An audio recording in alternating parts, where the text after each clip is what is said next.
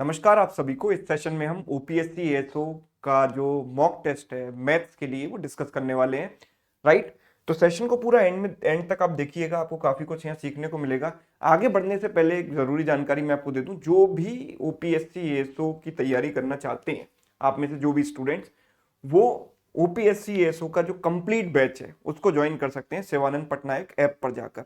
उसमें एनरोल कर लीजिए, बैच स्टार्ट होने ही वाला है, नोटिफिकेशन आने ही वाला है। ठीक है, तो इंतजार किस बात का, जल्दी से जल्दी आप इसमें एनरोल करें और कंप्लीट सिस्टमेटिक तरीके से हर सब्जेक्ट की तैयारी के लिए तैयार हो जाएं। चलिए तो स्टार्ट करते हैं हम यहाँ पर मॉक टेस्ट का डिस्कशन। तो जो पहला क्वेश्चन है वो है ये। ठीक है, देख लीजिए इसको सभी लोग। Yes, so the question is area of the greatest circle which can be inscribed in a square whose perimeter is this. तो देखो, एक स्क्वायर है, ठीक है, इसके अंदर एक सर्कल है। राइट। अब सपोज करो कि सर्कल की रेडियस है आर। राइट, सर्कल की रेडियस है आर, तो ये जो डायमीटर होगा ना वो 2r हो जाएगा। और वो किसके बराबर हो जाएगा? स्क्वायर की साइड के बराबर है। इफ यू कैन सी कि ये दोनों वैल्यू बराबर होंगी। स्क्वायर की साइड कितनी होगी? तो हम ये जानते हैं कि जो पेरीमीटर होता है ना वो होता है 4 टाइम्स साइड। तो 4 times side is equal to perimeter 120, तो इसकी साइड हो गई 30। राइट। तो जो साइड है वो 30 है, यानी कि इसका डायमीटर 30 है, मतलब इसकी रेडियस कितनी हो गई 15। तो एरिया कितना होगा? पाई आर स्क्वायर, यानी पाई इंटू 15 स्क्वायर। पाई की वैल्यू होती है 22/7, तो पाई इंटू 15 स्क्वायर, यानी option A is correct answer. Clear है? मेंसुरेशन का एक बेसिक सवाल था। सेकंड क्वेश्चन अलजेब्रा से है, x plus Y minus Z square plus this square equals to 0। So what is the value of x plus Y minus Z. अब आप ये देखो कि 3 नंबर्स का स्क्वायर है। लेट सपोज एक नंबर यह है a, दूसरा है b और तीसरा नंबर है c। तीनों के स्क्वायर्स का सम 0 तभी हो सकता है जब तीनों नंबर 0 हो। राइट। बिकॉज देखो, एक पॉजिटिव और एक नेगेटिव मिलाकर 0 बनता है, लेकिन कोई स्क्वायर नेगेटिव कैसे होगा? स्क्वायर तो मिनिमम 0 हो सकता है, नेगेटिव तो हो नहीं सकता ना। तो तीनों का सम 0 तभी होगा जब तीनों इंडिविजुअली 0 हो। मतलब ये वैल्यू भी 0 हो गई, ये भी 0 हो गई और ये भी 0 हो गई, यानी x plus Y minus Z क्या हो गया? x plus Y minus Z क्या हो गया? 0 हो गया। Right. So my answer is what? Option D, 0। Clear है? Next, a walks at a uniform rate of 4 kilometer per hour and 4 hours after his start, B bicycles after him at the uniform rate of 10. So how far from the starting point will B catch A? अच्छा, तो A ने start किया 4 की speed से और 4 घंटे तक वो चलता रहा, उसके बाद B ने स्टार्ट किया। राइट। तो A 4 घंटे में कितना चल चुका होगा? मैं कह सकता हूं 4 इंटू 4 16 किलोमीटर। भाई बिकॉज इसकी स्पीड 4 है, स्पीड 4 है तो 4 घंटे में कितना चलेगा? 4 इंटू 4 16 किलोमीटर। अब देखो A जा रहा है ऐसे 4 की स्पीड से और बी बाइसिकल पर इसका पीछा करना शुरू करता है 10 की स्पीड से, राइट, 10 की स्पीड से। तो कहीं ना कहीं आगे जाकर ये मिलेंगे। लेट सपोज इस पॉइंट पर ये मिलते हैं, है ना। तो मैं ये कह सकता हूं कितने टाइम में ये मिलेंगे, मैं निकाल सकता हूं distance upon relative speed. Relative speed क्या होगी? 10 माइनस 4 यानी 6, because they are moving in the same direction. तो रिलेटिव स्पीड के लिए हम क्या करते हैं? माइनस करते हैं, दोनों का डिफरेंस लेते हैं। इतने टाइम में मिलेंगे और इतने टाइम में ये कितनी डिस्टेंस चलेगा? तो स्टार्टिंग पॉइंट से वही डिस्टेंस हो जाएगी जितनी डिस्टेंस इसने चली। तो इसने कितने टाइम तक चली है डिस्टेंस? इतने टाइम तक। कितनी स्पीड से? 10 की स्पीड से। तो 10 से कर दो मल्टीप्लाई। राइट। 2 से गया 3 टाइम्स, 2 से गया 8 टाइम्स, सो इट इज 80/3, यानी कि 26.66, लगभग 26.7 कह सकते हैं। Option D, right. Next question number 4, two trains start from stations A and B and travel towards each other at the speed of 50 and 60. At the time of their meeting, the second train has traveled 120 kilometre more than first. देखो एक दूसरे की तरफ ये चल रही है ना, towards each other, यानी ये 50 की स्पीड से चल रही है, ये 60 की स्पीड से चल रही है, एक दूसरे की तरफ चल रही है। राइट। अच्छा, जब ये मिलेंगी ना, लेट सपोज ये this is meeting point, meeting point, this is meeting point, यहां पर ये मिलती है। राइट। तो ये जो डिस्टेंस होती है ना वो इनकी स्पीड के रेशियो में डिवाइड होती है, बिकॉज टाइम इज सेम। जितने टाइम में इसने इतना चला है उतने टाइम में इसने इतना चला, तो अगर टाइम सेम है दोनों के लिए तो डिस्टेंस का रेशियो बराबर स्पीड का रेशियो होता है, ये आप जानते हो। तो हम कह सकते हैं कि डिस्टेंस जो है 5:6 के रेशियो में स्प्लिट होगी। मतलब इसने चली 5 यूनिट, इसने चली 6 unit. Second train has travel 120 more than first, तो इसने इससे कितनी एक्स्ट्रा चली 1 यूनिट। 1 यूनिट की वैल्यू कितनी होगी 120 किलोमीटर। 1 यूनिट की value 120 kilometre. So A and B के बीच की डिस्टेंस क्या है 6 और 5 11 यूनिट। तो 11 यूनिट की वैल्यू इसको 11 से मल्टीप्लाई कर दो, कितना आ जाएगा 1320 kilometre. Option C. All right, yes. Next, A and B can complete a work in 15 and 10 days. They start doing work together and after 2 days, B had to leave and A completed the remaining work. तो देखो A काम को 15 days में कर सकता है, B उसी काम को 10 डेज में कर सकता है। LCM में ले लेता हूँ 30, तो मैंने वर्क मान लिया 30 यूनिट्स, तो A की कैपेसिटी हो गई 30/15 यानी 2 यूनिट्स पर डे, और B की 30/10 यानी कि 3 यूनिट्स पर डे। तो ये हो गई A और B की कैपेसिटीज। दोनों ने मिलकर काम स्टार्ट किया और 2 दिन तक ये साथ काम करते हैं। तो जब ये साथ काम करेंगे तो 5 के रेट से काम करेंगे, राइट। तो 2 दिन में कितना काम कर चुके होंगे 5 × 2 10 यूनिट्स, है ना। अब रिमेनिंग काम किसको करना है ए को करना है ना। तो ए रिमेनिंग काम 2 की रेट से करेगा, लेट सपोज n डेज तक, एंड टोटल वर्क कंप्लीट हो गया यानी 30 यूनिट्स, यानी 2n की वैल्यू कितनी हो गई 30 - 10 यानी 20, तो n की वैल्यू हो गई 10। In how many days whole work was completed, पूरा काम कितने दिन में कंप्लीट हुआ, तो 2 डेज तो पहले हो चुके थे और n डेज ये यानी 2 + 10, तो टोटल वर्क फिनिश हुआ 12 डेज में। Option C. Clear, yes. Next देखिए, A can do half of the piece of work in 5 days. A आधा काम 5 डेज में कर सकता है। B can do 3/5 of the work in 9 days. C can do 2/3 of the work in 8 days. तो A अगर आधा काम 5 दिन में कर सकता है तो ये पूरा काम कितने दिन में करेगा 10 दिन में। बी पूरा काम कितने दिन में करेगा 3/5 ऑफ द वर्क 9 डेज में करता है। तो देखो बी 3/5 वर्क को 9 डेज में करता है, तो 1/5 वर्क को 3 डेज में करेगा, तो 1 यूनिट वर्क को 15 डेज, यानी पूरा काम ये 15 डेज में करेगा। एंड इसी तरीके से सी की बात करें तो 2/3 वर्क को 8 डेज में करता है, 2/3 वर्क को 8 डेज में करता है, तो पूरा काम कितने दिन में करेगा 4 × 3 12 दिन में। तीनों का एलसीएम ले लेते हैं 60।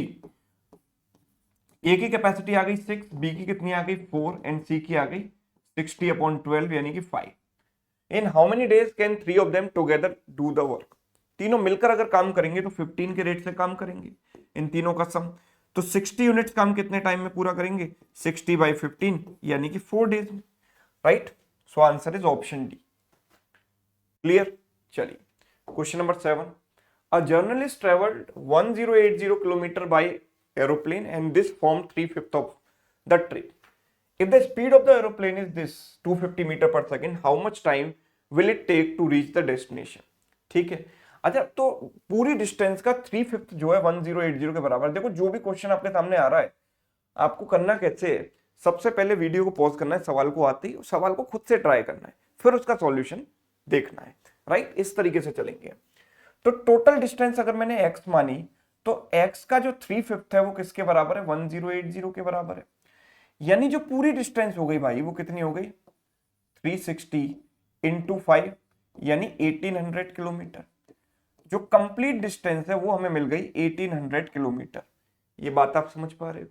अब ये टोटल डिस्टेंस उसने इस स्पीड से ट्रेवल करी तो टाइम कितना लगेगा, तो time is distance upon speed. Distance है 1800, स्पीड कितनी है भाई 250 मीटर पर सेकंड में दी गई है। मीटर पर सेकंड को किलोमीटर पर आवर में कन्वर्ट करने के लिए 18/5 से मल्टीप्लाई किया जाता है। इससे गया ये 50 टाइम, ठीक है। 18 से गया 100 टाइम्स, तो 100/50 आंसर कितना हो गया 2 hours, right. Option A. Done, clear. चलिए नेक्स्ट क्वेश्चन अलजेब्रा से। 2a² + 2b² + 2c² - 2ab - 2bc - 2ca is equal to what, है ना। ये इसमें से किसके बराबर है, बड़ी सिंपल सी बात है। देखो इसमें से हम एक a² निकालेंगे, एक b² निकालेंगे और एक -2ab निकालेंगे, तो a - b होल स्क्वायर बनेगा। फिर एक b² निकालेंगे, एक c² निकालेंगे और -2bc ऑलरेडी है तो b - c होल स्क्वायर बनेगा। और फिर एक c बचा था यहाँ पर और एक a बचा था, वो निकालेंगे, -2ca पहले से है तो c - a होल स्क्वायर बनेगा, तो इसी के बराबर है। तो a minus B square B minus C square plus C minus A square, यानी option D. The compound interest on certain sum at 5% for 2 years is 328। The simple interest on the sum at the same rate for the same time period will be what. तो देखो rate है 5%, ठीक है, मैंने मान लिया कि principal मेरा 100 रुपए है, ठीक है, 100 रुपए है, तो मैं ये कह रहा हूं कि भाई 100 रुपए का 5%, पहले साल की जब आप इंटरेस्ट निकालोगे तो 100 रुपए का 5% 5 रुपए होगा, राइट। फिर सेकेंड ईयर में ये 5 रुपए तो रहेगा ही, और इसका 5% भी ऐड हो जाएगा, इसका 5% कितना हो जाएगा 0.25, राइट। कंपाउंड इंटरेस्ट मुझे दी गई है 328, ठीक है। इनफैक्ट मैं देखो एक काम और कर सकता हूं, 5% का जो रेट है, वैल्यूज को थोड़ी कन्वीनियंट अज्यूम करने के लिए 5% का मतलब होता है 1/20, ये मैंने मान लिया। 5/100 होता है ना, 5/100 मीन्स 1/20। सो मैं प्रिंसिपल को क्या मान लेता हूं, बिकॉज 2 साल की बात है, मुझे ऐसी वैल्यू मान लेनी है जिसका मैं 1/20 2 बार कर पाऊं बड़े आराम से, पॉइंट में नहीं जाए, तो 20 का स्क्वायर मान लो, है ना। तो मैंने मान लिया 20 का स्क्वायर यानी 400। तो मैंने प्रिंसिपल ये अज्यूम कर लिया 400 रुपए। अब आप देखो चीजें आसान हो जाएंगी इससे। First year second year, first year में जो इंटरेस्ट होगी वो क्या होगी, इसका 5% यानी 20।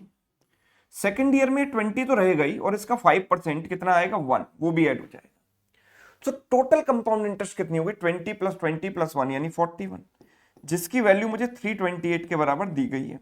ये इसका 8 टाइम्स है, तो 1 यूनिट की वैल्यू 8 हो गई। तो सिंपल इंटरेस्ट कितनी हो जाती है जो फर्स्ट लाइन में लिखी होती है, भाई 1 साल की सिंपल इंटरेस्ट इसका 5% होगा 20, तो 2 साल की 40 हो जाएगी। तो 40 यूनिट की वैल्यू कितनी हो जाएगी, 40 × 8 यानी 320 रुपया, 320। Option A is right answer, ठीक है, yes. Next, X square equals to Y plus Z, Y square equals to X, Z plus X, Z square plus Z square is equal to X plus Y. Symmetric चीजें दिखाई दे रही हैं, है ना, तीनों चीजें सिमेट्रिक हैं, इसका मतलब मैं एक्स वाई जेड की वैल्यू इक्वल मान सकता हूं। इक्वल कैसे मानूंगा, तो कोई ऐसी वैल्यू मानो जिनको ऐड करके एक परफेक्ट स्क्वायर बने। सो लेट्स सपोज अब दोनों इक्वल भी हो, तो जैसे 2 + 2, 2 + 2 4 बनता है, 4 इज अ परफेक्ट स्क्वायर। तो मैंने क्या किया कि एक्स वाई जेड तीनों को 2 के बराबर मान लिया। तो आप देखो 2 square is 4, 2 + 2 is 4, 2 square is 4, 2 + 2 is 4, 2 square is 4, 2 + 2 is 4, तीनों सेटिस्फाई कर रहे हैं। So that means we can say ये क्या हो जाएगा 1/2 + 1 3, 1/3 + 1/3, तीनों को मिलाकर के आ जाएगा 3 टाइम्स 1/3 यानी कि 1, 1 इज राइट आंसर। नेक्स्ट देखिए, x + 1/y = 1, y + 1/z = 1, what is the value of x y z। एक काम करता हूं, बिकॉज आंसर मेरा कांस्टेंट ही आ रहा है, तो तीनों वेरिएबल्स को एक कॉमन वेरिएबल के फॉर्म में लाता हूं। जैसे यहां पर दोनों में y कॉमन है, तो x को मैं y के टर्म्स में लिख सकता हूं 1 - 1/y, y को y लिखा रहने देते हैं, और z को हम क्या लिख सकते हैं, देखो यहां से आ जाएगा 1/z = 1 - y, तो z की वैल्यू क्या हो जाएगी 1/1 - y, ठीक है। तो इट इज 1/1 - y, तो it is y - 1 upon, this is 1 - 1/y, this is y, this is 1 - y, 1/1 - y, ठीक है।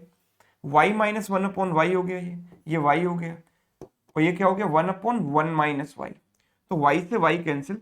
देखो इसको मैं -1 कॉमन ले लेता हूं, तो अंदर 1 - y बचेगा, और अपॉन में 1 - y, इससे कैंसिल हो गया 1 टाइम, तो आंसर क्या हो गया -1। यस, ऑप्शन बी डन है। Basic algebra, x + 1/x = 5, then what is the value of this expression, right? So what we can do here is x से ऊपर नीचे अगर मैं डिवाइड कर दूंगा तो ऊपर क्या बचेगा 2, नीचे क्या बचेगा 3 × x - 5 + 3/x, ये बनेगा, राइट। तो 2/3 अगर इन दोनों में से मैंने कॉमन ले लिया तो अंदर बचा x + 1/x -5, 2/, इसकी वैल्यू मुझे ऑलरेडी पता है, x + 1/x की वैल्यू क्या है,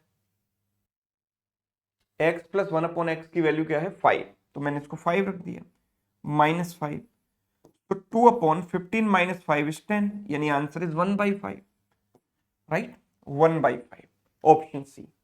क्लियर, चलिए next question number 13, the area of sector of a circle of a radius 5 centimetre formed by an arc of length 3.5 centimetre.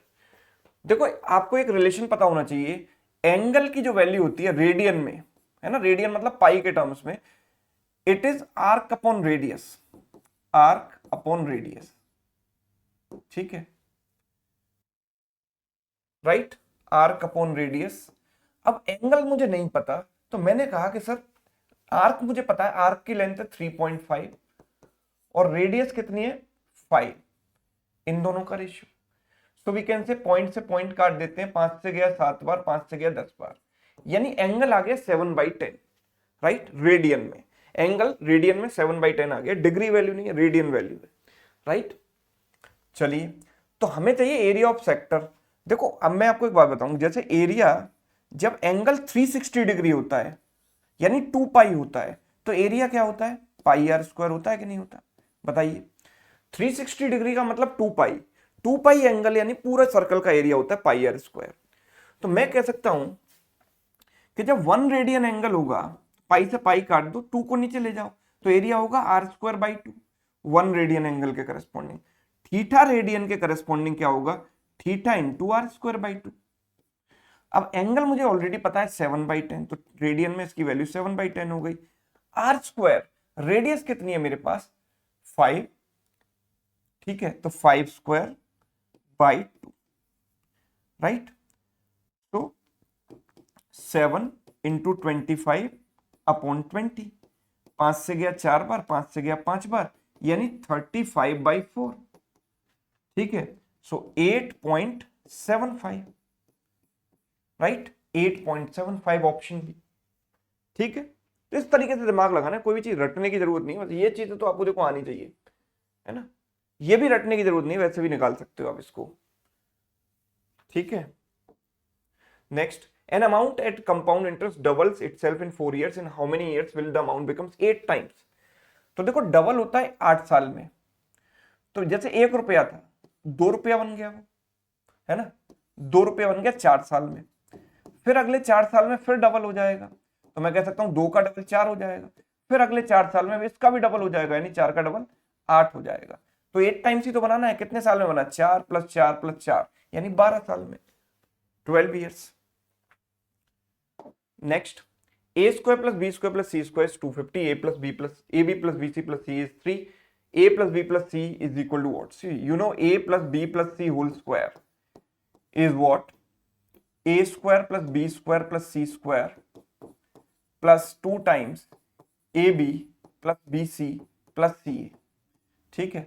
So a square plus b square plus c square is 250 and this is 2 times ab plus bc plus c is 3, यानी 256, right, 256 हो गया ये। तो 256 अगर ये हो गया, तो a plus B plus C की जो वैल्यू होगी वो होगी plus minus square root of this, यानी 16, ठीक है, plus minus 16। Next, if the area of triangle is 1176, ratio of the base and corresponding altitude is 3:4, then the altitude of the triangle is what? See, base को मैं मान लेता हूं 3x और altitude को मान लेता हूं 4x, यानी हाइट। एरिया जो होता है वो होता है half into base into height, तो half into 3x into 4x and this is 1176। 2 से गया 2 टाइम्स, 3 इंटू 2 6 से काट दो, 6 1 जा 6, 6 9 जा 54, 6 6 जा 36, so we can say x square is 196, so x must be 14। if x is 14, altitude कितना है इसका 4x, यानी 4 इंटू 14 यानी 56, option D. Next, compound interest compounded annually on a certain sum of money for 2 years at 4% is 102, simple interest on the same sum for the same, तो this kind of question we have already covered। देखो हम 4% का मतलब होता है 4/100 यानी 1/25, तो मैंने प्रिंसिपल अज्यूम कर लिया 25 स्क्वायर, बिकॉज 2 साल की बात हो रही है, पावर 2 मान ली, 625। फर्स्ट ईयर की इंटरेस्ट, सेकंड ईयर की इंटरेस्ट क्या होगी बताओ। देखिए फर्स्ट ईयर की इंटरेस्ट इसका 1/25 होगा यानी 25 रुपीज, सेकंड ईयर में 25 तो रहेगा ही और इसका 1/25 यानी 1 रुपीज और ऐड हो जाएगा। तो कंपाउंड इंटरेस्ट हो गई कितनी टोटल 51 यूनिट्स, इसकी वैल्यू कितनी है 102, ये इसका डबल है तो 1 यूनिट की वैल्यू 2 हो गई, तो सिंपल इंटरेस्ट क्या होती है, ये 50 यूनिट। तो 50 यूनिट की वैल्यू कितनी हो जाएगी, 100 रुपए, ऑप्शन सी। ठीक है, just like the earlier question.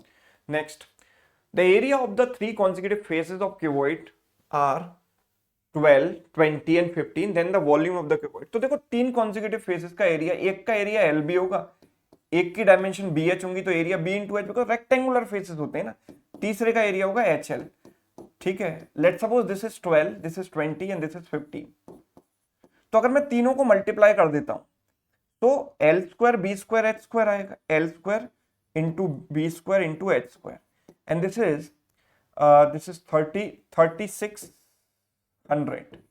Right. ठीक है, तो एल बी एच क्या हो गया, इसका स्क्वायर रूट यानी 60। एल बी एच ही तो इसका वॉल्यूम होता है, तो answer is 60, option D. Next, radius of in circle of a triangle is 2, then the area of triangle is 6, then its perimeter is what? Okay, see, you should know the basic relation between area of a triangle and in radius. So area of triangle is always in radius small r into semi perimeter r into s, ये area होता है। ठीक है, so area is what, 6, in radius is what, 2, semi perimeter is s। Semi perimeter मतलब perimeter का half, perimeter का आधा अगर 3 है तो पेरीमीटर कितना हो जाएगा, डबल ऑफ 3 यानी 6, ऑप्शन सी। ठीक है, yes. A shopkeeper blends 2 varieties of tea costing 18 and 13 in the ratio 7:3। 18 and 13 इनकी कॉस्ट है और इसको 7:3 के रेशियो में मिक्स किया गया, राइट। तो अब इनकी जो ओवरऑल कॉस्ट है वो क्या आएगी, n1 इंटू a1 यानी 18 7 126, n2 इंटू a2 यानी 139, divided by n1 plus n2 यानी कि 10, राइट। तो इट इज 265 अपॉन 10 यानी 26.5। तो सीपी इतना आ गया, right. Sorry, this is not 139, this is 39 only. 39. So it is 165 upon 10, 16.5. This is CP and SP is what, 18.15. Right? So how much is the profit? इन दोनों का difference, difference लो आप, कितना आ जाएगा, दिस इज 6, 1.65। आप ये देख पा रहे हो कि 1.65 इसका 1/10 है, सीपी का 1/10 है, 1/10 का मतलब होता है 10%। So there is a profit of 10%. Next, one quality of wheat at 9.3 per kg is mixed with another quality at a certain rate in the ratio 8:7. तो इसकी कॉस्ट कितनी है, 9.3, और इसकी कॉस्ट कितनी है मुझे नहीं पता, ₹100 पर केजी मान लेता हूं। मिक्सचर जो बना उसकी कॉस्ट आ रही है ₹10 पर केजी। तो ये जो सेकंड वाला जो वेराइटी है उसकी कॉस्ट क्या है ना। तो जरा देखो, यहाँ पर एलिगेशन लगा सकते हैं, this minus this upon this minus this, यानी x minus 10 upon 10 minus this is 0.7 and this is equal to their ratio 8:7। इससे गया ये 10 टाइम्स, तो x minus 10 equals to 0.8, 8 upon 10 is 0.8, so x is 10 plus 0.8 यानी 10.8। so the right answer is option C. Done. Next, question number 22. A can contains a mixture of two liquids A and B in the ratio 7:5. ठीक है, when 9 liter mixture are drawn off and it is filled with B, तो A और B दो चीजें हैं, मैंने 9 litre mixture निकाला और उसमें उतना ही पार्ट B मिला दिया, रेशियो बिकम 7:9, रेशियो 7:9 हो जाता है। पहली बात तो ये कि जितना हमने निकाला है उतना मिला दिया है, that means total quantity must remain same. अभी अगर मैं टोटल यहां पर चेक करूं तो ये टोटल है 12 और ये टोटल है 16। 12 और 16 को सेम बनाने के लिए इनके एलसीएम के बराबर बना सकते हैं, तो इनका एलसीएम होता है 48, तो 12 को 4 से मल्टीप्लाई कर दिया और 16 को 3 से मल्टीप्लाई कर दिया, तो ये बन गया 28:20 और ये कितना बन गया 21:27। अब आप देखो दोनों का सम 48 हो गया, राइट। तो कम कौन हुआ है, यहाँ पर ए कम हुआ है ना, क्योंकि बी तो हमने मिला दिया। अब रिमूवल रिप्लेसमेंट का रूल ये कहता है कि जो चीज कम होती है ना वो उसी रेट से कम होती है जिस रेट से टोटल कम हुआ है।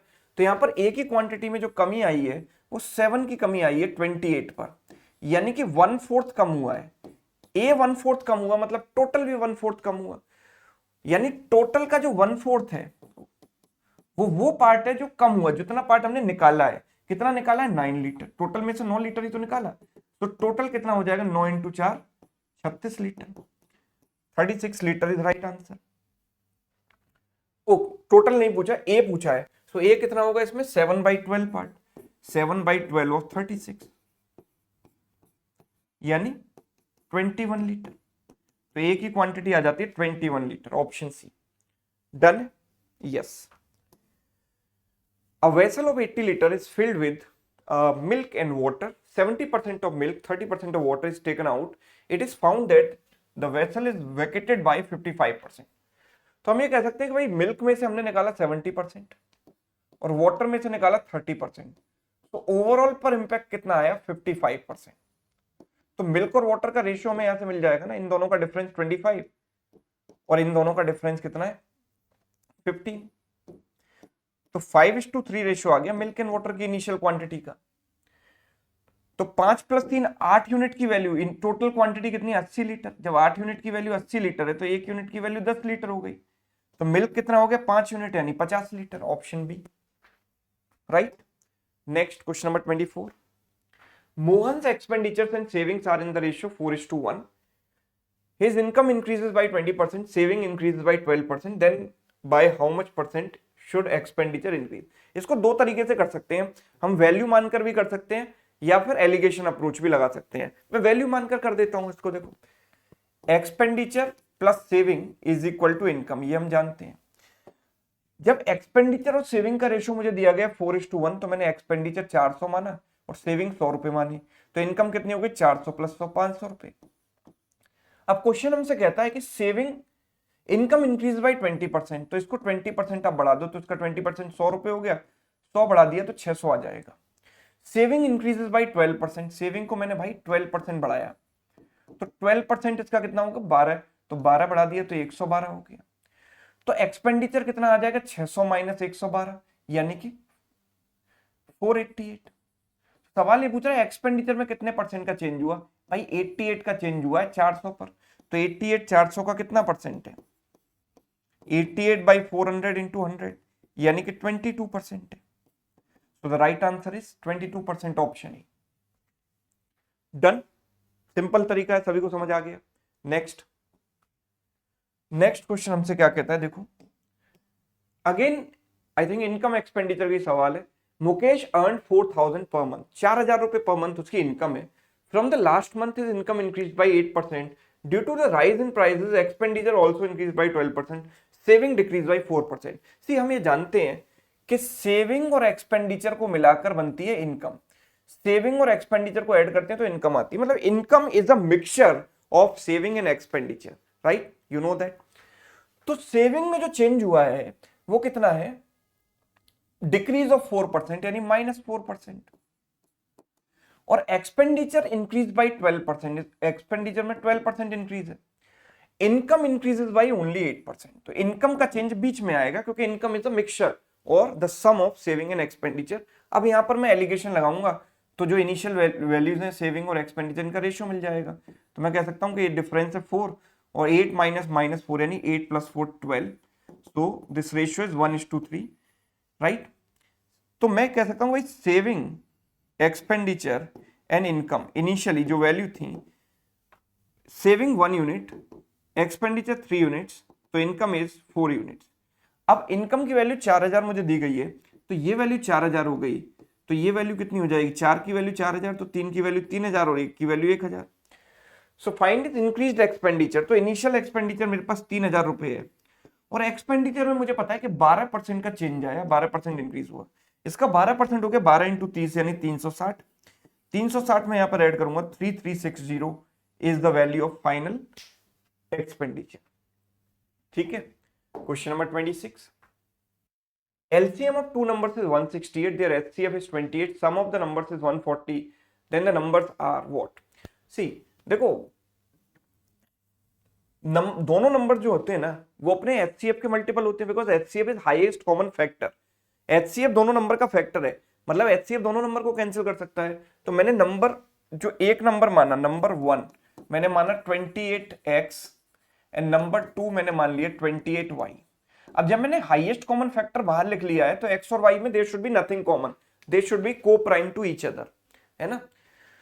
अब इनका जो एलसीएम है वो 168 है and sum of the numbers is 140, sum of the numbers is 140 यानी 28x plus 28y equals to 140, this goes 5 times यानी x plus y is 5, right, x plus y is 5 and LCM क्या आएगा इनका, LCM आएगा देखो 28 में दोनों में 28 कॉमन है और x एंड y में नथिंग कॉमन, तो x और y का प्रोडक्ट, तो this is their LCM and this is what LCM is 168, 168, ठीक है, इट गोज 6 टाइम्स,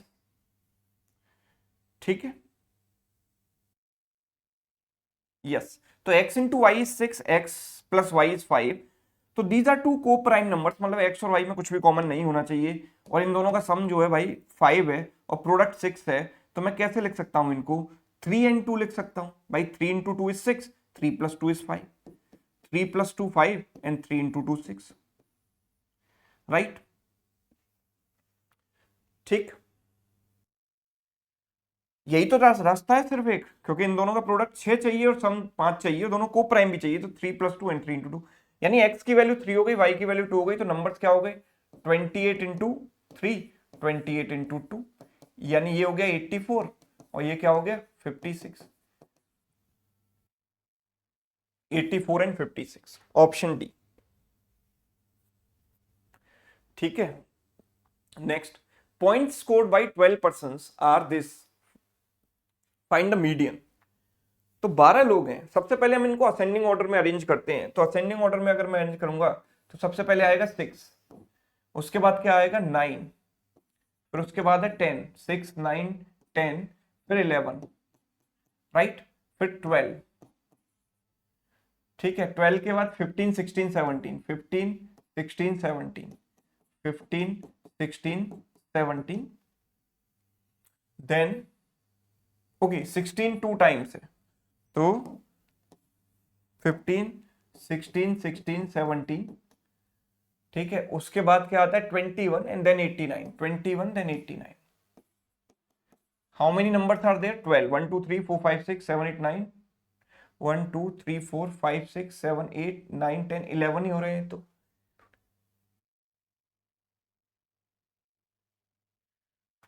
1 2 3 4 5 6 7 8 9 10 11 है, okay, so this should be 11। तो जो मीडियन होता है वो होता है middle term, when all the observations are arranged in ascending order. Middle term होता है when there are n number of observations, middle term will n plus 1/2, है ना, ऑड नंबर ऑफ टर्म्स है ना इसमें, तो यानी 11 plus 1/2, तो 12/2, यानी 6th term will be middle term, 6th term इसका मिडिल टर्म होगा, 1 2 3 4 5 6, ठीक है, तो 15, so the right answer is 15।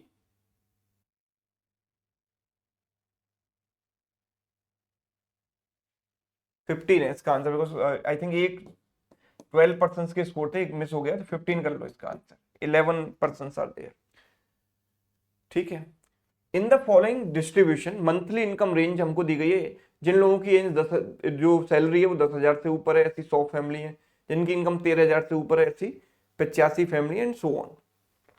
The number of families having income range 16,000 to 19,000, तो 16,000 से ज्यादा वाले कितने हैं, देखो ये 16,000 वाला पॉइंट है, 16,000 से ज्यादा वाले सारे काउंट हो गए इसमें जितने भी हैं आगे तक, और 19,000 से ज्यादा वाले हैं 50, तो ये लोग हैं 69, और 19,000 वाला पॉइंट इसके राइट में होगा, और इससे ज्यादा वाले सारे के सारे लोग इसमें काउंट हो गए, ये लोग हैं 50, राइट। तो ये मैं कैसे निकालूंगा, तो 69 में से 50 माइनस कर दो, तो 19,000 आ गए, एनी ऑप्शन, सॉरी 19,000, 19 फैमिलीज आते हैं, option D. The wickets taken by a bowler in 12 cricket matches are as follows. Find the mode of this distribution. What do you mean by mode? Mode मतलब जो जिसकी frequency सबसे ज्यादा हो, जो score, जो नंबर ऑफ विकेट्स हैं, किस टर्म की फ्रीक्वेंसी सबसे ज्यादा है, कौन सबसे ज्यादा बार आया है, तो मैं 3 को देख पा रहा हूँ, 3 कम्स 4 टाइम्स, और कोई तो 4 टाइम्स आया नहीं है, So 3 has the highest frequency. So 3 is the mode. Next, quadratic का सवाल है. Roots of the equation 1 are m n minus 5. Roots of equation 2 are m n plus 5. Find the roots, find the equation whose roots are p and q.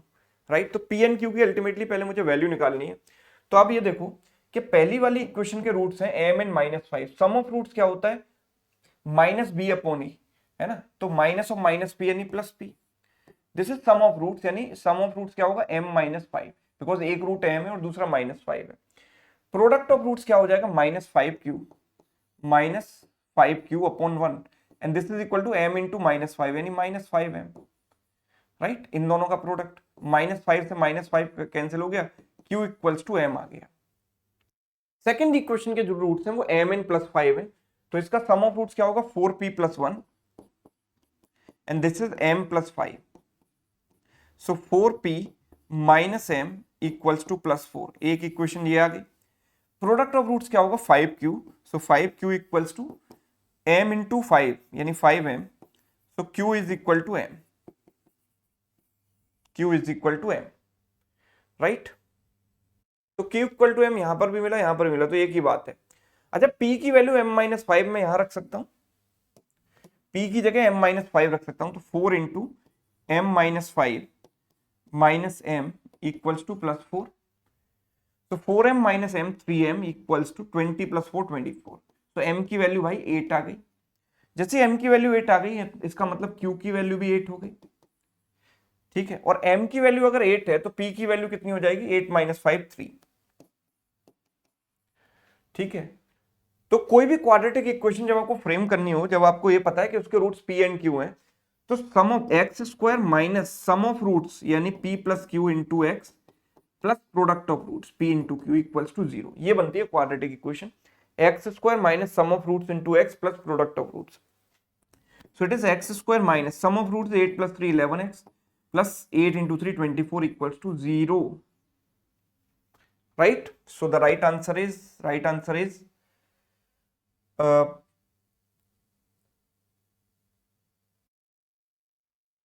एक बार check कर लेते हैं इसको फिर से. Roots of the equation are m n minus 5, तो m minus 5 sum of roots हो गया, minus 5q equals to minus 5m. m q की वैल्यू m के बराबर हो गई. राइट, एक, दूसरा और तीसरी कंडीशन है यहां से आएगी. Sum of roots is 4p plus 1. ठीक है, and that will be equal to m plus 5. Correct है, तो 4p minus m equals to 4. यहां पर मैंने p की जगह m माइनस 5 रख दिया, तो 4m minus m 3m, and this is 20 plus 4 24. m की वैल्यू 8 आ गई. राइट, m की वैल्यू 8 आ गई, मतलब q की वैल्यू भी 8 हो गई. q की वैल्यू 8 हो गई, तो m की वैल्यू कितनी आ चुकी है? 8. तो 8 माइनस 5 p की वैल्यू 3 हो गई. Right, okay, so I think इसका जो आंसर होगा वो ये होगा, x square minus 11x plus 24. इसको करेक्ट कर लो. एक्चुअली इसमें 5 ऑप्शन थे, 5वां ऑप्शन वाज करेक्ट एंड 5वां ऑप्शन रिमूव हो गया यहां से. That is the problem. ठीक है, चलिए.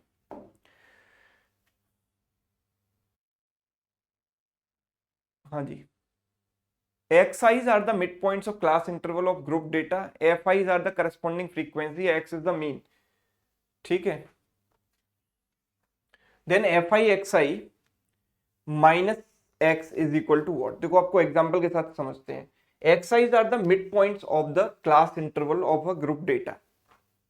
ठीक है, fi's are the corresponding frequencies.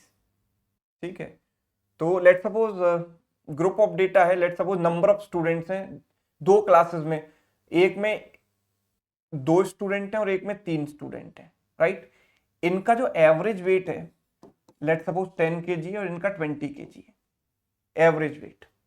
ठीक है, so xi's are the mid points of the class interval of group data and fi's are the corresponding frequencies. ठीक है, मिड पॉइंट का मतलब इन दोनों का एवरेज. इन दोनों का मिड पॉइंट क्या होगा? 15. ठीक है,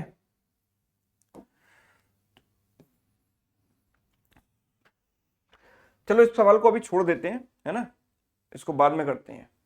जब स्टैटिस्टिक्स पूरा कंप्लीट पढ़ेंगे तब आपको मैं बेटर तरीके से तो समझा पाऊंगा, because group data and all ये सारी चीजों का मतलब शायद अभी बहुत सारे लोग नहीं जानते। बिकॉज स्टैटिस्टिक्स मैं सोच रहा हूँ कि कंप्लीट क्लास लेकर आऊँ, उसमें पूरा प्रॉपर तरीके से आपको एक्सप्लेन करूँ। अब ये मीन की बात हो रही है, mean of the following distribution, है ना। मीन मतलब देखो एक क्लास हमें दिया गया 1 2 3, 3 to 5, 5 to 7, 7 to 10।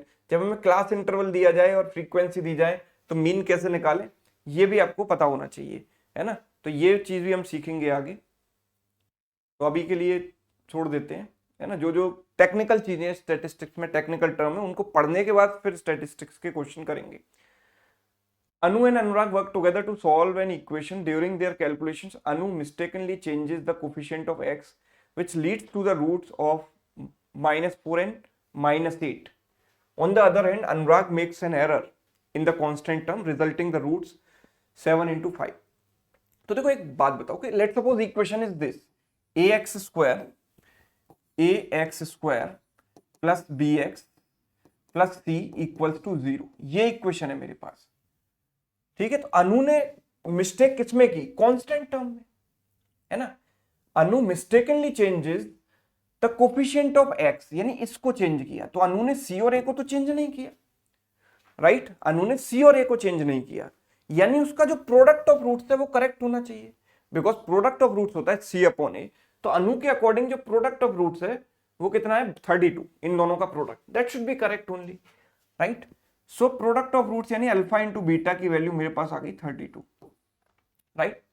और अनुराग ने कांस्टेंट टर्म को चेंज किया, यानी अनुराग ने चेंज किया इसको, तो ए और बी को चेंज नहीं किया, तो इसके according sum of root same आना चाहिए, minus B upon A. B और ए इसने चेंज नहीं किए, मतलब इसका जो भी सम आ रहा है रूट्स का वो करेक्ट होना चाहिए। 7 + 5 12, यही राइट इक्वेशन का सम ऑफ रूट्स होगा 12। तो फाइंड द करेक्ट इक्वेशन। तो करेक्ट इक्वेशन क्या होगी, हम अभी जैसा बताया था, X square minus sum of roots into X plus product of roots equal to 0। So x square minus 12x plus 32 equals to 0. Option B. Right? Next. What is mode? Mode is the observation with the maximum frequency. है ना, basic terminology तो आपको पता होगी, ठीक है। Mean क्या होता है, mean is the average of all the values. Median क्या होता है, middle value when all the values are arranged in ascending order. And mode क्या होता है, जो टर्म सबसे ज्यादा बार रिपीट हुआ है, जिसकी फ्रीक्वेंसी हाईएस्ट है ना। The algebraic sum of deviations of a frequency distribution from its mean is always 0। ये आपको पता होना चाहिए। मीन का मतलब आपको पता है एवरेज, है ना। तो एवरेज के अगेंस्ट जो डेविएशन होता है, जैसे मैंने 4, 8 और लेट्स सपोज 20, ये 3 वैल्यू ली, इनका एवरेज अगर मैं निकालूंगा, है ना, या 4 वैल्यू ले लो, 24 ले लो, तो इनका एवरेज क्या होगा, 44 + 12 56/4, 4 वैल्यूज है, तो एवरेज आ गया 14।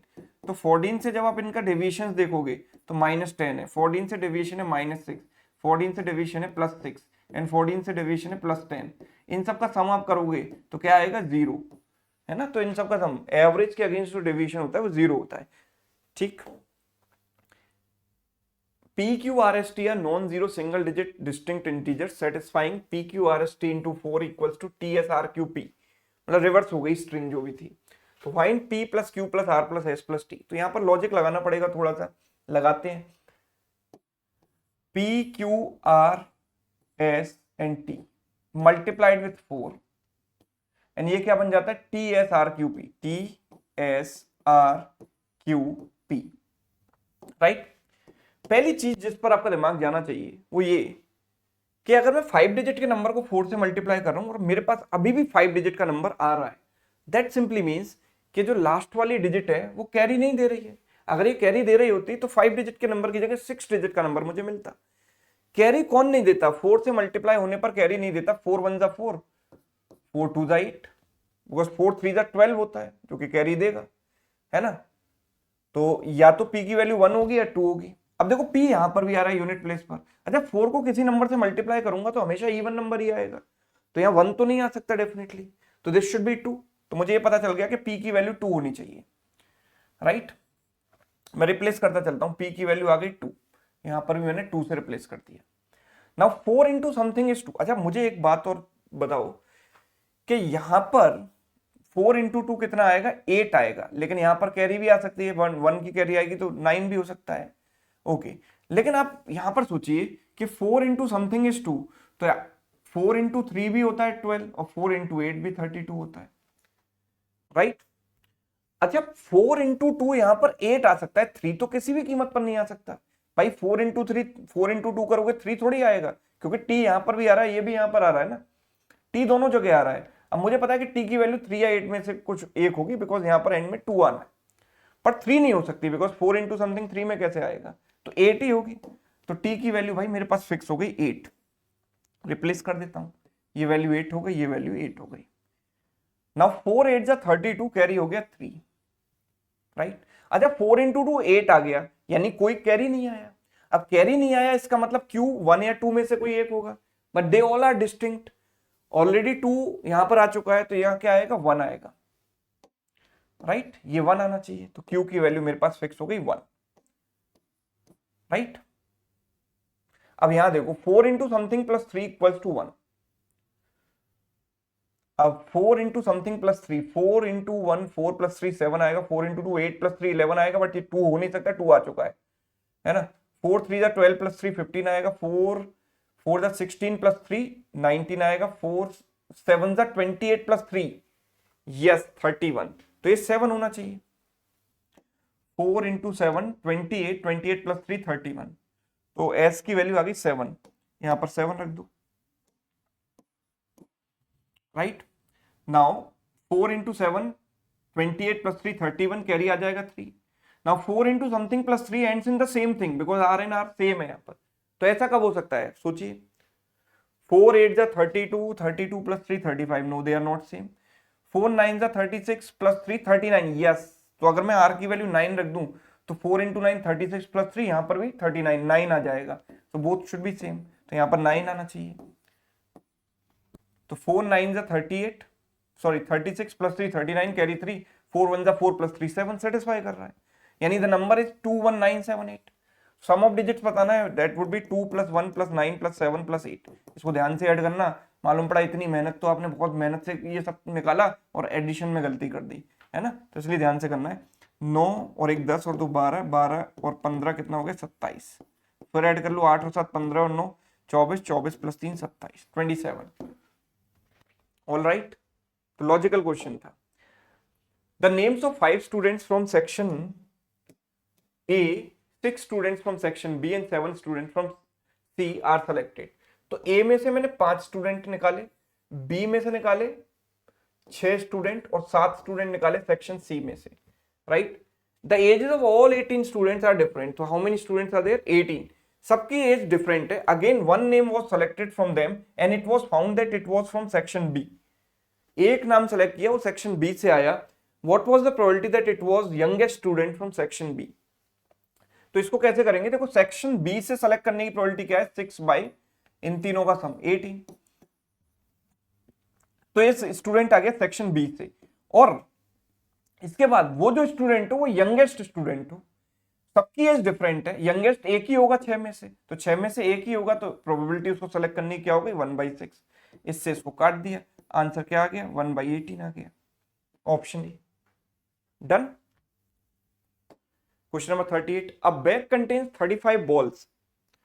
A bag contains 35 balls of 3 different colors, red, orange, pink. The ratio of red balls to orange ball is 3:2. ठीक है, and probability of choosing pink ball is 3/7, यानी पिंक बॉल जो हो जाएंगी वो टोटल की 3/7 हो जाएंगी। टोटल कितनी है 35, इससे क्या है 5 टाइम्स 5 इंटू 3 हो गया 15, तो पिंक बॉल्स हो गई 15। 15 अगर मैंने यहां से निकाल दिया तो बची 20। 20 को अगर मैं 3:2 के रेशियो में स्प्लिट करूंगा तो 12 एंड 8 आएगा, ये 12 और ये 8, तो रेड और ऑरेंज भी मिल गई हमें। तो if 2 balls are picked, what is the probability that one of them is orange and one of them is pink? तो ऑरेंज कितनी है 8, तो 8C1, एंड पिंक कितनी है 15, तो 15C1, और डिवाइडेड बाई टोटल, टोटल कितना है 35, 35C2। So 8 into 15 divide by 35C2 मतलब 35 इंटू 34 डिवाइडेड बाई 2, इससे गया 17 टाइम्स, 5 से गया 3 बार, 5 से गया 7 बार, तो 24 upon 119। So answer is what? Option E. Done? Yes. Next, there are total 18 balls in a bag. Out of them, 6 are red in color, 4 are green in color, 8 are blue in color. If Vishal picks 3 balls randomly, what will be the probability that all of them are of different colors? तीनों की तीनों different colour की हूं, मतलब एक आप red में से निकाल लो 6C1, एक निकालो ग्रीन में से यानी 4C1, और एक निकालो ब्लू में से 8C1, और टोटल कितना हो जाएगा? 18C3। ठीक है, तो 6 into 4 into 8 divided by 18C3 मतलब 18 into 17 into 16 divide by 3 factorial यानी 6 से गया 3 टाइम्स। ठीक है, 8 इंटू 6 48, 16 इंटू 3 48, कैंसिल, 4/17 बचा, option D. Right? Next, 60% goods are sold at 5% loss while rest are sold at 10% profit. If there is a profit of 100, what is the worth of goods sold? कितनी उनकी कीमत है, यानी total CP निकालना है हमको। तो देखो 60% गुड्स और रिमेनिंग कितने हो जाएंगे? 40%। इनका रेशियो क्या हो गया भाई? 3:2 हो गया, यानी इनकी जो क्वांटिटी का रेशियो है वो 3:2 है। इनको आपने 5% लॉस पर बेचा और इनको आपने 10% प्रॉफिट पर बेचा। तो अगर मैं ओवरऑल प्रॉफिट या लॉस निकालूं तो वेटेड एवरेज लगा सकता हूं, this is -15 plus 20 N1A1 plus N2A2 divide by N1 plus N2 यानी 5। तो 5/5 यानी 1%, प्लस आ रहा है मतलब प्रॉफिट है।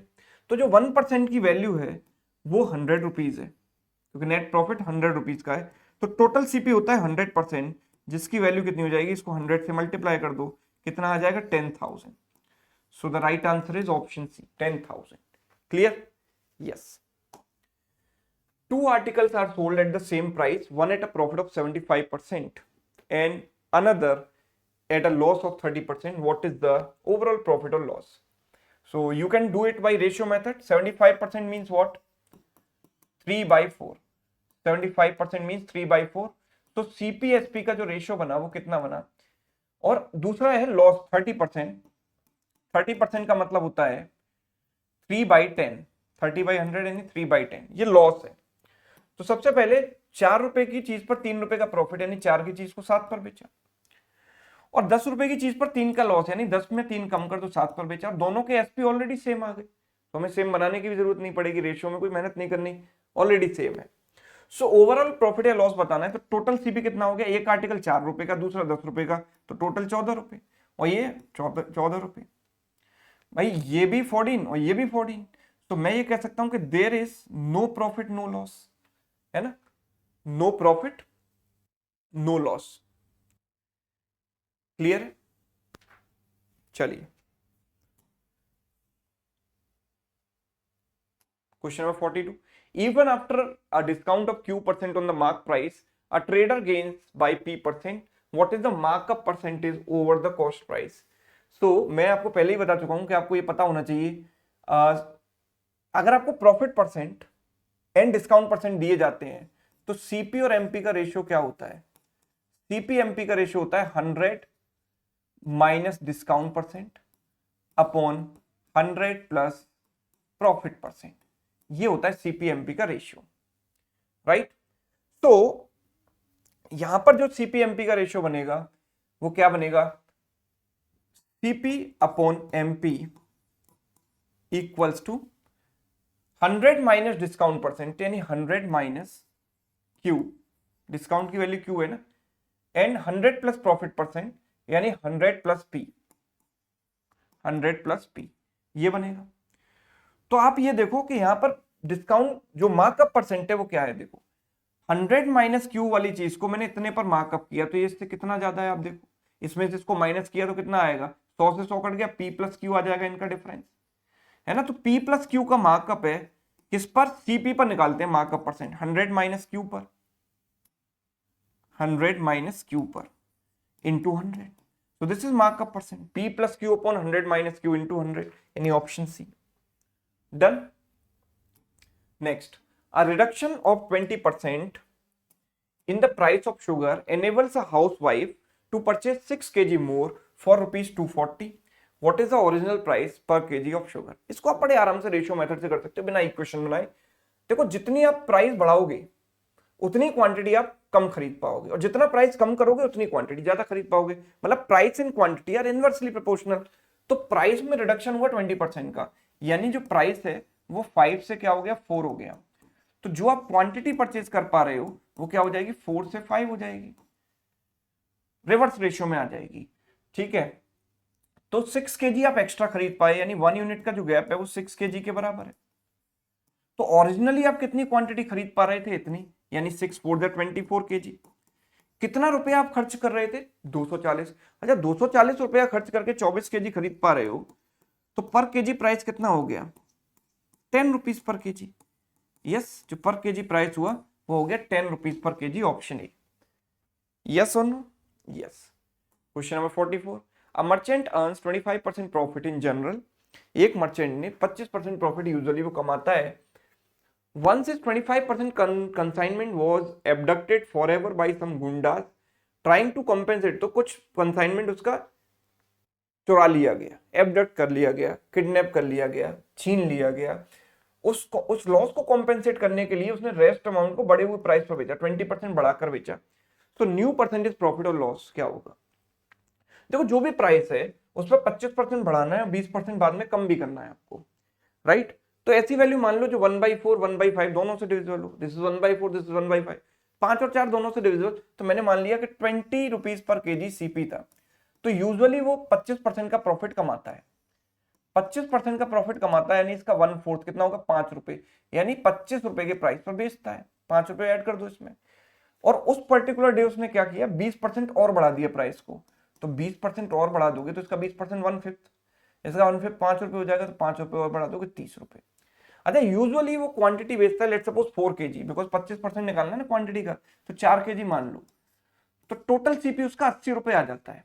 20 के अकॉर्डिंग 4 kg का प्राइस 80 रुपए, और 4 kg ही वो बेचता है, यानी 100 रुपए में बेचता है बेचारा, है ना। लेकिन उस दिन क्या किया कि उसका जो है 25% कंसाइनमेंट छीन लिया गया, तो बचा कितना 4 में से 3 बचा, एक चला गया, तो 3 kg बेच पाएगा 30 के रेट पर, यानी 90 रुपीज में बेचेगा टोटल। तो सीपी 80 रुपए और 90 रुपए में अगर वो किसी चीज को बेच रहा है, यानी 10 रुपए का प्रॉफिट कमा रहा है 80 पर, यानी 1/8 into 100 which you know is 12.5%। 12.5% का उसे क्या होगा प्रॉफिट होगा, राइट।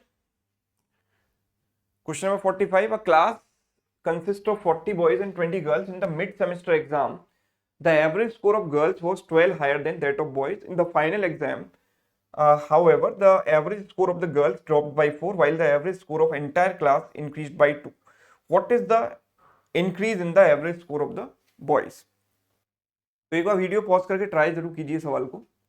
मैं कह रहा हूं कि भाई 40 बॉयज एंड 20 गर्ल्स हैं, तो बॉयज हैं 40 एंड गर्ल्स हैं 20। ठीक है, ये हम बात करें बॉयज, ये है गर्ल्स। ठीक है, अगर हम इनके एवरेज स्कोर की बात करें तो ध्यान दीजिएगा, average score of girls was 12 higher than that of boys. तो अगर बॉयज का एवरेज ए है तो गर्ल्स का कितना हो जाएगा a + 12, राइट। ठीक है, तो इनका जो ओवरऑल एवरेज होगा वो क्या कैसे निकालेंगे, total score of boys 40 into a, total score of girls 20 into a + 12, divide by total number of students यानी 60, 20 से काट दो तो 3a + 2/3, राइट। यही आ रहा है ना, 2a + a, सॉरी 3 से डिवाइड करोगे a + 4, तो ओवरऑल एवरेज आ रहा है a + 4। ठीक है, ओवरऑल की बात करें तो overall there are 60 people, overall there are 60 people and their average would be a + 4, पूरी क्लास का average. In the final exam however the average score of girls dropped by 4, ये 4 कम हो गया। जब इसमें 4 कम करोगे तो a + 8 बनेगा, and overall score of the entire class increase by 2, पूरी क्लास का जो एवरेज है वो 2 से इंक्रीज हो गया, यानी a + 6 आ गया। तो increase in the average score of boys, तो बॉयज में कितने का इंक्रीज होगा ये मुझे बताना है। तो बॉयज का स्कोर निकाल लो ए के टर्म्स में, कैसे निकालेंगे भाई, पूरी क्लास का वेट कितना हो जाएगा 60 इंटू ए प्लस 6, पूरी क्लास का टोटल स्कोर इतना हो गया, उसमें से गर्ल्स का स्कोर कितना होगा 20 इंटू ए प्लस 8, ये माइनस कर दिया है ना, और डिवाइडेड बाई, तो ये आ गया बॉयज का टोटल स्कोर। बॉयज का एवरेज निकालना है तो बॉयज के नंबर से डिवाइड कर दो, 40 से, 40 से डिवाइड किया, 20 से काटा 2 बार, 20 से काटा 3 बार, तो this is 3a plus 18 minus a minus 8 divided by 2, so it is 2a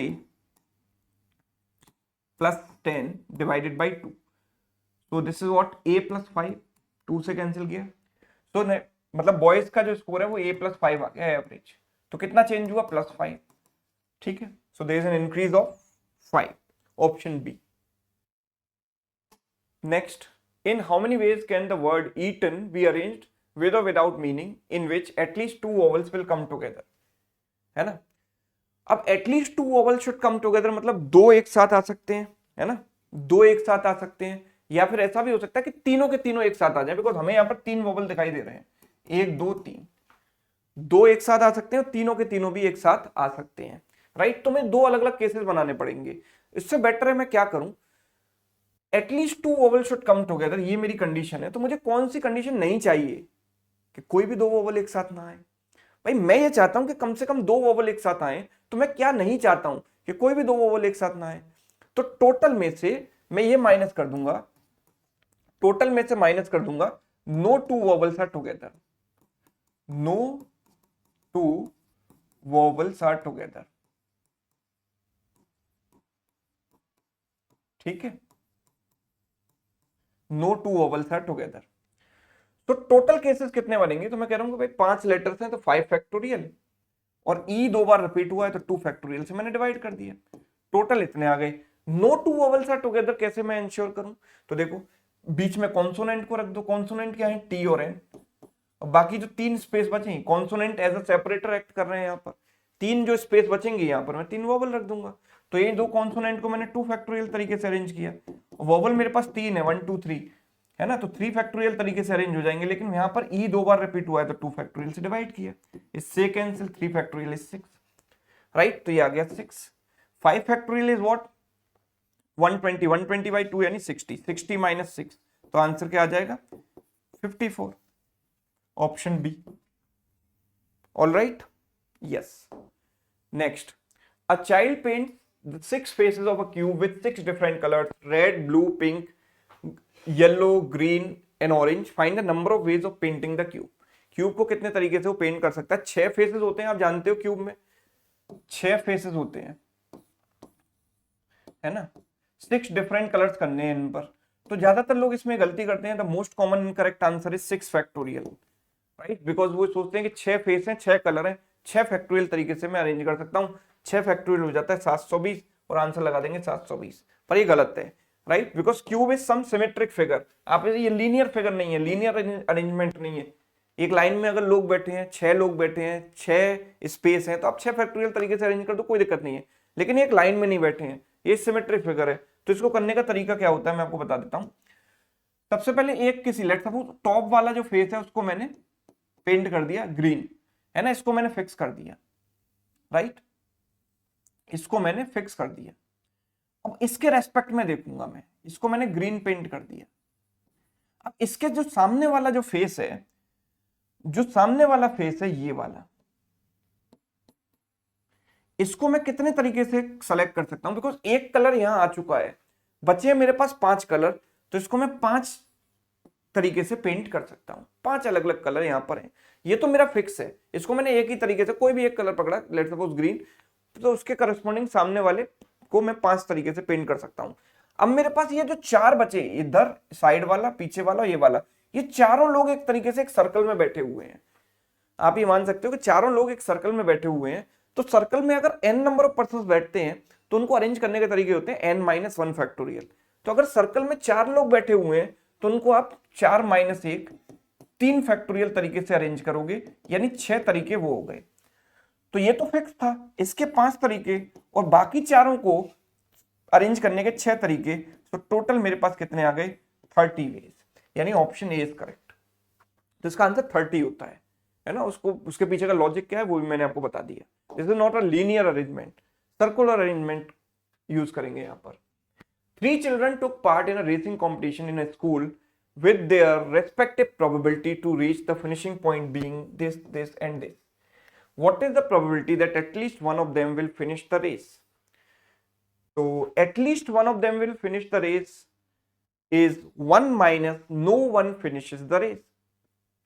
है ना, कम से कम एक फिनिश करना चाहिए, मैं ये चाहता हूं, तो मैं क्या नहीं चाहता हूं कि किसी ने भी रेस फिनिश नहीं की, है ना, तो जो मैं नहीं चाहता हूं उसको 1 में से माइनस कर दूं, तो जो मैं चाहता हूं उसकी प्रोबेबिलिटी मुझे मिल जाएगी। तो 1 में से माइनस करेंगे, ए फिनिश करे इसकी प्रोबेबिलिटी 1/3 है, तो ना करने की प्रोबेबिलिटी 1 माइनस 1/3, बी के ना करने की प्रोबेबिलिटी 1 माइनस 1/5 और सी के ना करने की प्रोबेबिलिटी 1 माइनस 1/4। तो 1 minus this is 2/3, this is 4/5, this is 3/4। 4 से 4 कैंसिल, 3 से 3 cancel, 1 minus 2/5 is what, 3/5, option B. All right, yes. Next, तो क्वेश्चन नंबर 49 एंड 50 आपके लिए होमवर्क है, ये सवाल आपके लिए होमवर्क है, और क्वेश्चन नंबर 50 भी आपके लिए होमवर्क है। ये दोनों सवाल आपको ट्राई करने हैं, राइट, और दोनों सवाल प्रोबेबिलिटी के हैं, कमेंट करके मुझे इनका आंसर बताना है, राइट। फाइनली मैं आपको फिर से बता देता हूं, सबसे जरूरी जानकारी है ये कि अगर आप ये सारे कॉन्सेप्ट सीखना चाहते हो, देखो जैसे सवाल जल्दी जल्दी मैं सॉल्व कर रहा हूँ, बहुत सारी चीजें ऐसी हो रही होंगी कि सर आपने तो कर दी जल्दी, लेकिन मुझे उसके पीछे का कॉन्सेप्ट समझ नहीं आया ढंग से। तो एक एक चीज अगर आप सिस्टमेटिक तरीके से प्रॉपर पढ़ना चाहते हो सीक्वेंस में, और सिर्फ मैथ्स में ही नहीं, हर टॉपिक में पढ़ना चाहते हो, हिंदी में, इंग्लिश में, जीएस में, सारे चैप्टर्स कंप्लीट करना चाहते हैं, कंप्लीट एएसओ का स्टडी मटेरियल भी चाहते हैं, पीडीएफ भी चाहते हैं, टेस्ट भी चाहते हैं, तो सब कुछ आपको इस बैच में मिल जाएगा। ये जो बैच है शिवानंद पटनायक ऐप पर अवेलेबल है, राइट। ऐप पर जाइए, ऐप डाउनलोड कीजिए और इस बैच में तुरंत की तुरंत अपनी सीट सुनिश्चित कर लीजिए, है ना, सीट पक्की कर लीजिए। लिमिटेड सीट्स आर देयर, तो जितना जल्दी आप इसमें एनरोल कर लेंगे उतना बेटर रहेगा, ठीक है। चलिए, तो उम्मीद करता हूँ सेशन आपको अच्छा लगा होगा। अगर अच्छा लगा है तो वीडियो को लाइक करना और दोस्तों के साथ शेयर करना ना भूलें। और हाँ, अगर आप चैनल पर नए हैं तो चैनल को सब्सक्राइब जरूर कर लें। Thank you so much.